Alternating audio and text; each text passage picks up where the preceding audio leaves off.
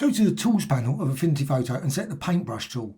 Once you've done that, go to the Brushes. You can find that View menu, Studio and Brushes, and go to Inks and just select one of those. And I'm just going to double click this, and what I can do, change the hue jitter. And I'm going to set it to 100%.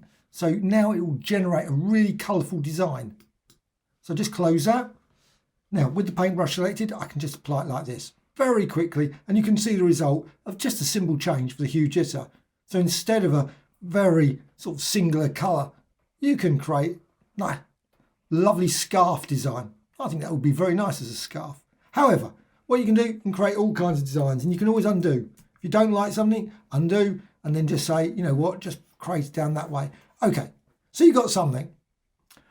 It's a pixel layer. So simply just go over here to the Move tool. You can select it. You can go to Layer and New Pattern Layer from Selection. And you can see now you've got this pattern layer selection, which you can resize, and you can see the design repeated endlessly. Now go to the Layers panel. You can delete the previous layer, so just remove that. What you can also do is you can hold down the Alt or Option key and you can duplicate this design. So you can see straight away you've got now another one. Do it again. So 4 or 5, 10, 15 of them. Maybe not push it that far. But what you can also do is, of course, you can always change them. So you might not want them all to be exactly identical. You can always hover over there and you can rotate the design. Hold down the Alt or Option key and continue. Fill the entire design with this. Now what you can do, select all of those designs, all those pattern layers, go to Layer and Merge Selected. I would suggest you actually save this because sometimes it does crash. Very complex ones, it can fall over.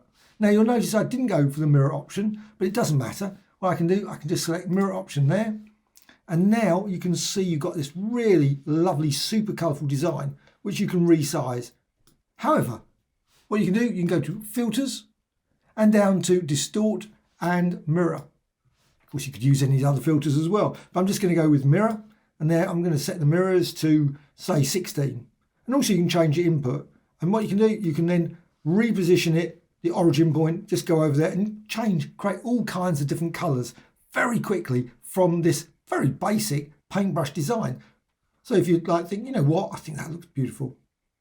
That one. Click Apply. Now I'd love to see a sort of a feature to be able to capture all the animations just then that I was just creating. It'd be brilliant. However, sadly that doesn't exist. What you can see, you can just resize this, you can rotate it and much more. And of course you can duplicate this layer. It's still just a pattern layer which you can use and combine in millions of more ways. Hope you found this of interest. Thank you much.